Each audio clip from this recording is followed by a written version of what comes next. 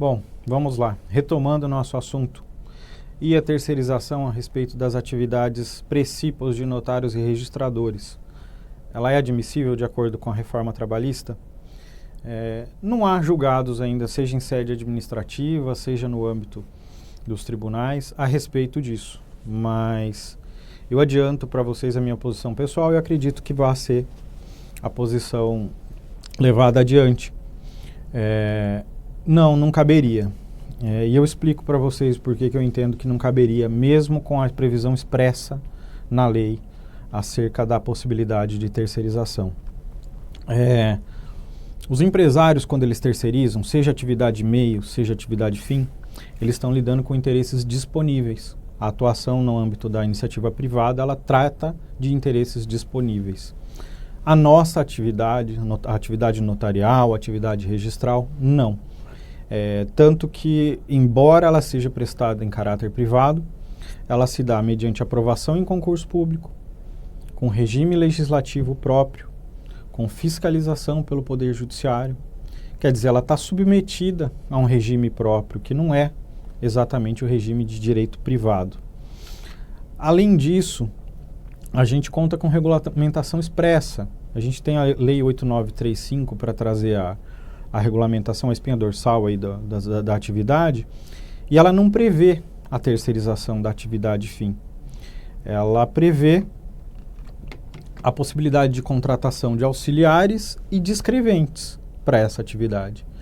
Então eu entendo que mesmo com a reforma trabalhista, mesmo com o advento dessa ampliação das possibilidades de terceirização, no âmbito das notas e dos registros, não cabe terceirização. Cabe a nomeação de escreventes para que atuem conjuntamente ou em substituição do notário e do registrador nos termos da lei. Mas é um assunto novo. Eu não sei se alguém vai se aventurar a terceirizar a atividade fim e qual vai ser o resultado disso. Agora, vamos para o nosso ponto seguinte. Superada essa questão do regime, da organização, da estrutura funcional, escrevente, auxiliar, outros empregados, terceirizados, vamos falar um pouco a respeito do contrato de trabalho. E o que é o contrato de trabalho? Contrato de trabalho é um acordo de vontades que estabelece a relação de emprego. Acordo de vontades é um ato volitivo. E aí eu trago a primeira pergunta. E quem é o empregador? É o cartório, que é o empregador? É o titular? É o interino? É o Estado? Quem titulariza a relação de emprego? E, embora a gente encontre alguns entendimentos isolados atribuindo ou personalidade jurídica ou personalidade judiciária aos cartórios, admitindo que eles possam postular em juízo, é praticamente pacífico na doutrina e na jurisprudência que cartório não é uma entidade dotada de personalidade jurídica. Quem detém personalidade jurídica e pode titularizar relações é o notário, é o registrador. Mas a pergunta que a gente coloca é, mas é o notário, é o registrador, mas tem um CNPJ.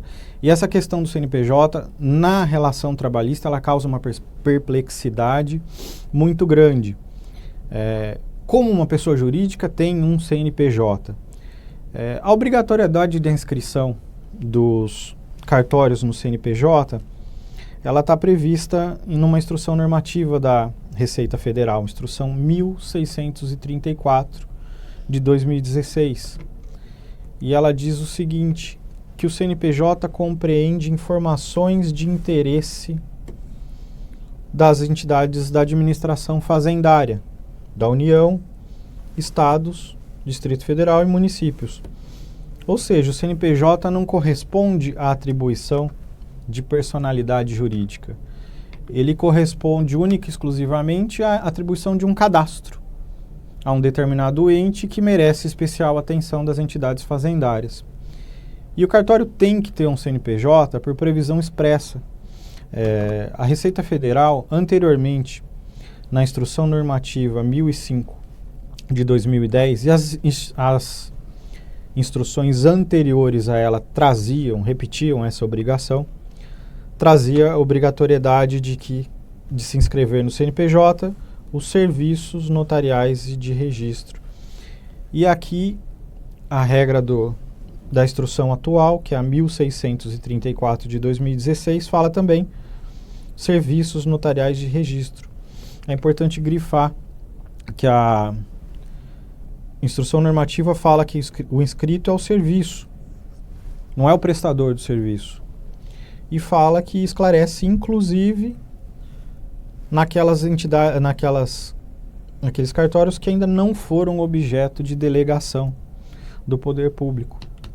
Tá? Então, a obrigação de inscrever no CNPJ decorre de ato administrativo, é para fins de fiscalização e fazendário, mas ela não corresponde à constituição de pessoa jurídica, ela não traz personalidade jurídica, nem capacidade judiciária, e não permite que o cartório adquira direitos e deveres no ordenamento jurídico.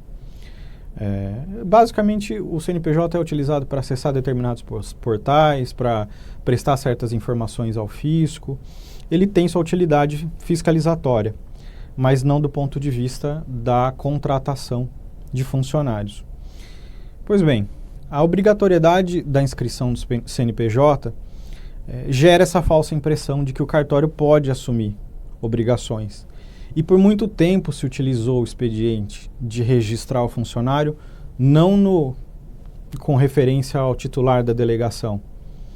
Não era o Marcelo Speciano Zabotini que era o empregador, era o cartório oficial de registro de imóveis, etc. E qual que era a razão de se assim proceder?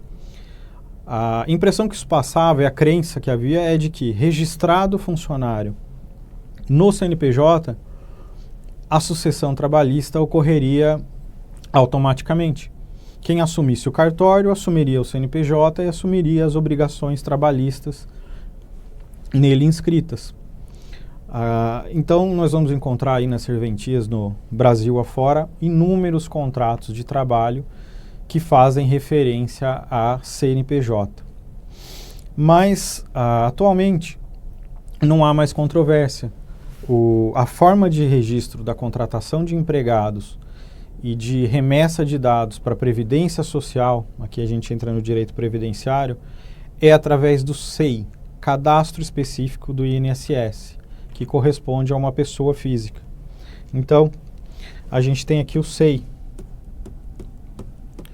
Cadastro Específico do INSS. A regulamentação da inscrição do SEI está numa instrução normativa da Receita Federal, instrução 971 de 2009. Então, quer dizer, desde 2009 não paira dúvida com relação a esse assunto. E ela diz o seguinte: considera-se matrícula, que é o ato de inscrição do INSS, o SEI, para equiparados a empresas desobrigadas da inscrição do CNPJ. Desobrigados do CNPJ. A gente já viu que o cartório, obrigatoriamente, por força de outra instrução normativa, tem que ter inscrição no CNPJ. Então, ele não se enquadraria nessa regra. Mas, quando o item B aqui do inciso 2 desdobra as outras hipóteses em que é necessário o cadastro do SEI, ele fala aqui do titular de cartório, estabelecendo essa obrigatoriedade. E para vocês que estão prestando concurso para cartórios extrajudiciais, vão assumir serventias dentro em breve, o regulamento vai além dessa instrução normativa. Ela estabelece a obrigação de inscrição do SEI no prazo de 30 dias. Então, a contar do início da atividade, a contar do início da delegação, vocês terão 30 dias para se inscrever no SEI. E aqui repete-se a regra de que o titular de cartório tem que se inscrever, sendo emitida a matrícula no nome do titular, ainda que a respectiva serventia seja registrada no CNPJ. Então, depois da assunção, vocês vão ter que regularizar a situação de todos os prepostos que estiverem ou não na serventia. A gente vai ver o conceito da não recepção logo mais. E vocês terão 30 dias para se inscrever no SEI. É o prazo necessário para que vocês regularizem os contratos de trabalho que vocês vão passar a titularizar Decorridos 30 dias, já vai incidir o primeiro salário, vão incidir as primeiras contribuições previdenciárias. Então, a instrução normativa dá esse prazo de 30 dias para inscrição no SEI. Ou seja, para cartórios extrajudiciais, utiliza-se o cadastro específico do INSS, vinculado ao CPF, e não o CNPJ, tanto para contratação, quanto para emissão de folha, quanto para os recolhimentos previdenciários. E só para reforçar, retomando lá o artigo 20, a disciplina dele diz que notários e oficiais de registro poderão contratar, não cartórios. Então, o entendimento é esse mesmo, é a pessoa física, o cadastrado específico perante o INSS que contrata, remunera e fiscaliza a atuação dos seus prepostos. Não obstante essa instrução normativa ser relativamente clara, o assunto ainda assim foi objeto de inúmeras dúvidas, questionamento por contadores, por titulares, discussões judiciais, enfim. E a Receita, num expediente chamado Solução de Consulta Interna, que é uma espécie de parecer que regulamenta com caráter normativo determinadas dúvidas, determinadas questões pontuais no âmbito da fiscalização, ela trouxe a possibilidade ela trouxe interpretação a respeito disso. A gente tem aqui a COSIT, que é a solução a solução de consulta interna, número 21 e número 147, ambas de 2014. Nessas duas soluções de consulta interna, a Receita trabalhou esse assunto da seguinte maneira. Indo direto para a parte que nos interessa. Contudo, para efeitos da Lei 8.212, que é a lei que regulamenta a Previdência Social, deve-se utilizar a matrícula SEI e não o número da serventia no CNPJ. Dessa forma, GPS, GFIP e demais documentos devem ser preenchidos e emitidos em nome do titular do cartório. Em nome do titular do cartório e não do CNPJ. Conclusão. A forma adequada de se contratar prepostos é com base no SEI. É o notário e o registrador titular do cadastro específico que é o empregador e não o cartório. Prosseguindo, vamos falar a respeito do contrato de trabalho. A gente já viu quem titulariza. De um lado é o empregado, de outro é o titular da delegação, seja em caráter definitivo, seja em caráter precário. E o contrato de trabalho é um acordo de vontades para estabelecer uma relação de emprego. E o contrato de trabalho ele pode ser verbal, eu posso verbalmente estabelecer a contratação de determinada pessoa, disciplinar a atividade dela, que sob minha subordinação presta serviços ao longo de um período, recebe salários, isso se dá com continuidade, o vínculo de emprego está estabelecido.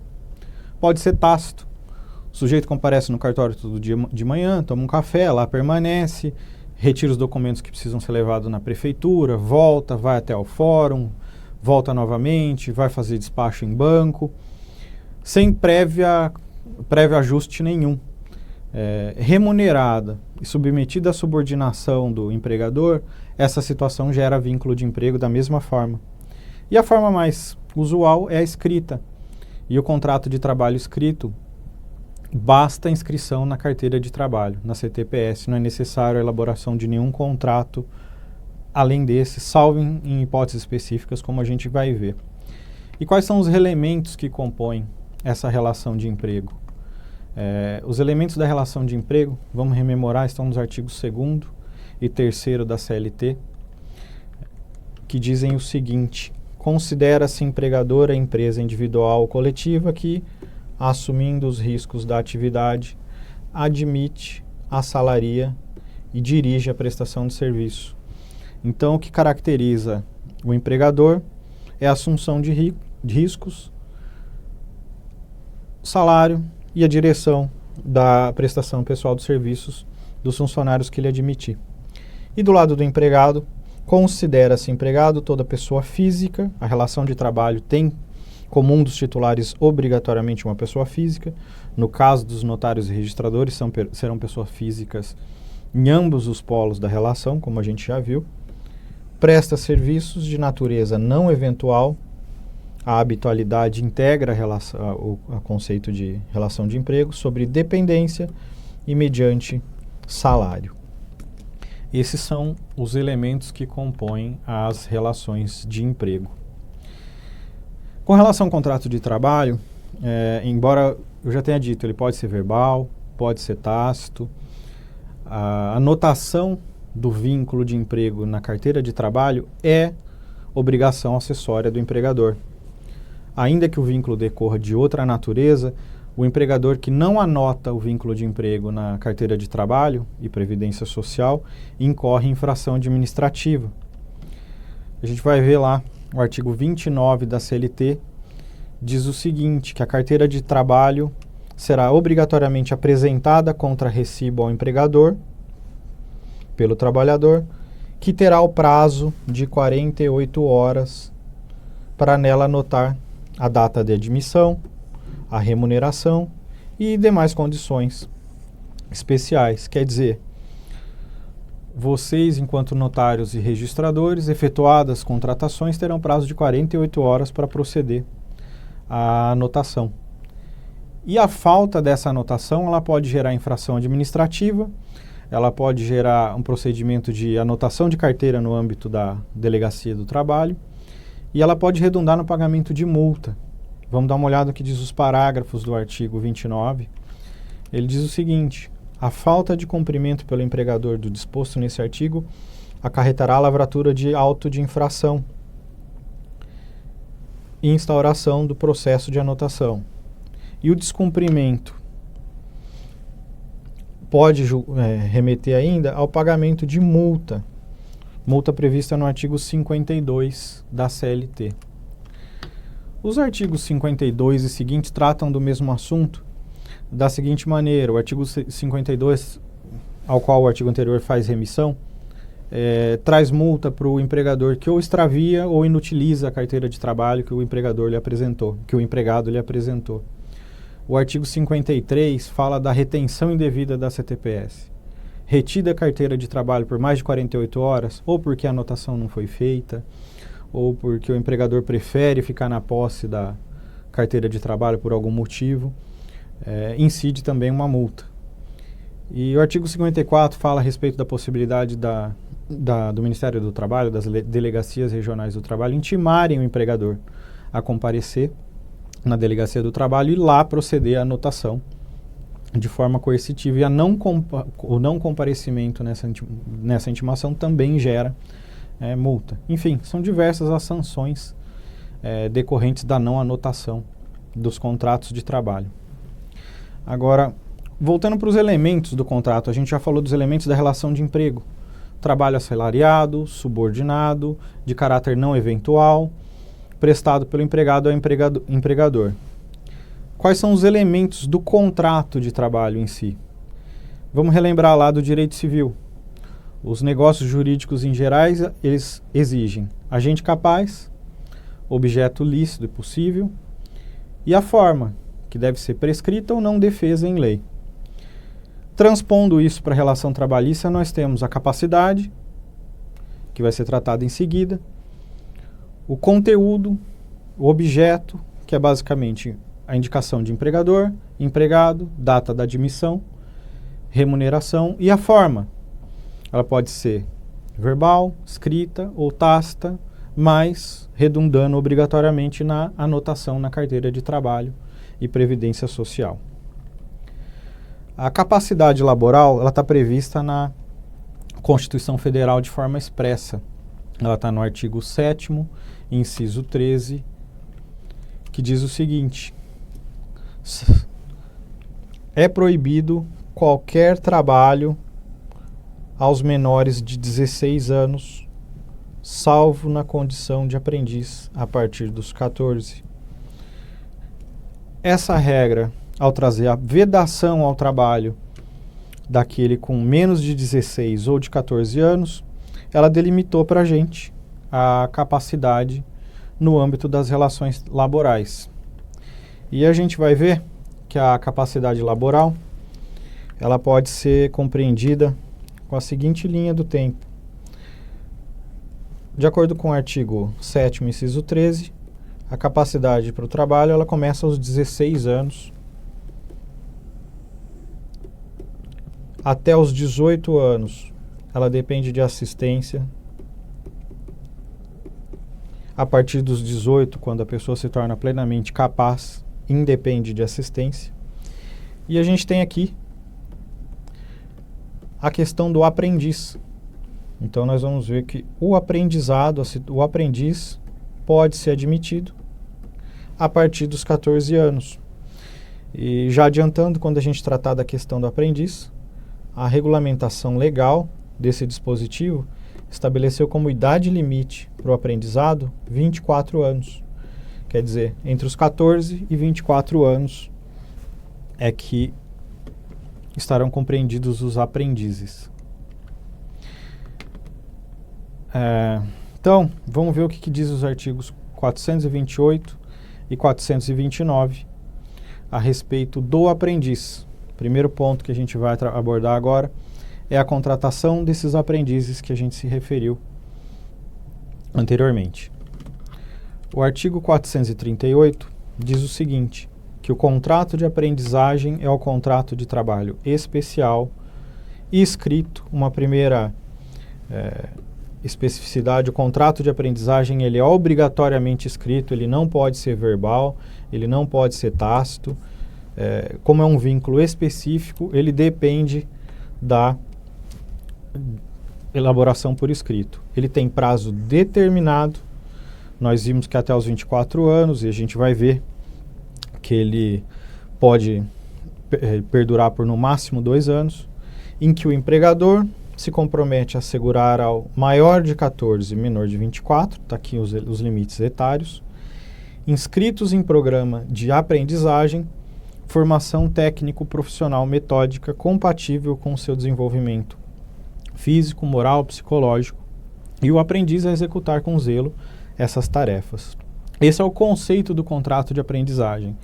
E o artigo 429, ele traz a obrigatoriedade da contratação de aprendizes, dizendo o seguinte: os estabelecimentos de qualquer natureza são obrigados a empregar e matricular, então a obrigatoriedade é de empregar, de manter nos seus quadros e matricular em curso do Serviço Nacional de Aprendizagem ou equivalente, número de aprendizes equivalente a 5% no mínimo e 15% no máximo dos trabalhadores de cada estabelecimento, cujas funções demandem formação profissional. E o parágrafo 1º diz que as frações serão computadas como unidade, como um inteiro para admissão de aprendiz. Vamos passar brevemente sobre cada um desses elementos.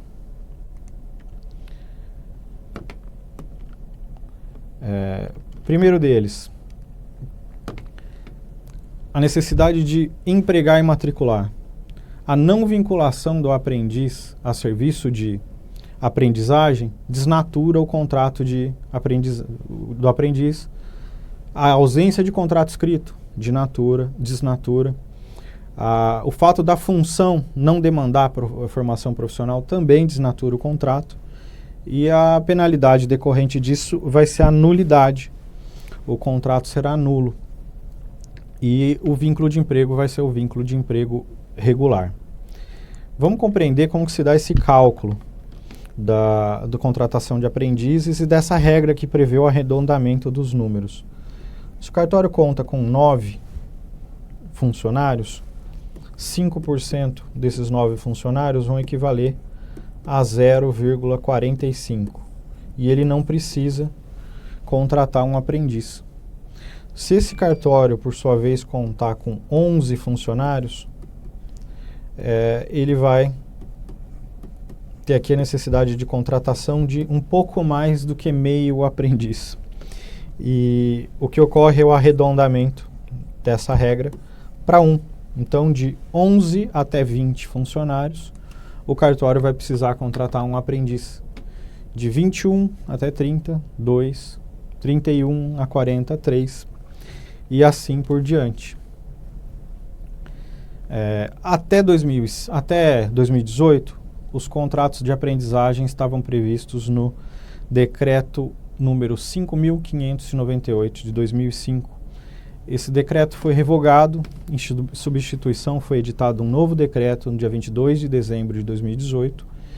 E esse decreto não modificou muito a disciplina da aprendizagem no âmbito do direito do trabalho, mas ele consolidou todas as informações, todos os regulamentos relativos à criança, ao adolescente, Fundo Nacional de Direitos da Criança e Adolescente, enfim, todos os atos normativos relacionados com a matéria foram reunidas nesse diploma. Então, a gente tinha aqui o decreto 5.598 de 2009, atualmente, para consulta dos senhores, o que nós temos é o decreto 9.579 de 22 de novembro de 2018.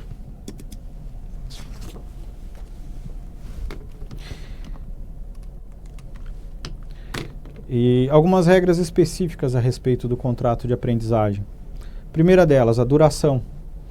O artigo 438, parágrafo 2º da CLT, diz que o contrato de aprendizagem ele deve durar no máximo 2 anos. Então, ao fim dos 2 anos, o aprendiz precisa ser liberado de volta para a instituição e outro precisa ser contratado no lugar. A ideia é que haja rotatividade e que mais de uma pessoa tenha contato com a atividade e aprenda uma profissão. Ressalva, o limite de 2 anos e o limite etário dos 24 são excepcionados. Nos artigos, no próprio parágrafo 3º do 438 da CLT e no artigo 44 do decreto atual, 9.579. Então, em se tratando de pessoa portadora de deficiência, o contrato de aprendizagem pode durar mais do que 2 anos e ele pode continuar vigendo depois que o incapaz completar os 24 anos de idade. E como que se dá a contratação do aprendiz? A contratação do aprendiz se dá da seguinte maneira. Aqui a gente tem um aprendiz. Ele estabelece um vínculo com a entidade de formação profissional. Esse vínculo é de natureza trabalhista, com anotação em carteira, etc. E a empresa de formação estabelece um convênio e cede, mediante remuneração, o aprendiz, no caso aqui para o notário ou para o registrador, que remunerarão a instituição, que é responsável pelos encargos e despesas trabalhistas do aprendiz, sob regime próprio. Grifando, para a validade do aprendizado, é necessário contrato escrito, é necessária anotação na carteira de trabalho, matrícula e frequência à escola, inscrição em programa de aprendizagem de formação técnico-profissional, sob pena de nulidade e estabelecimento do contrato direto entre empregado e empregador, sem a participação da entidade de formação. A gente vai retomar a questão do aprendiz no bloco seguinte com algumas outras observações. Até já.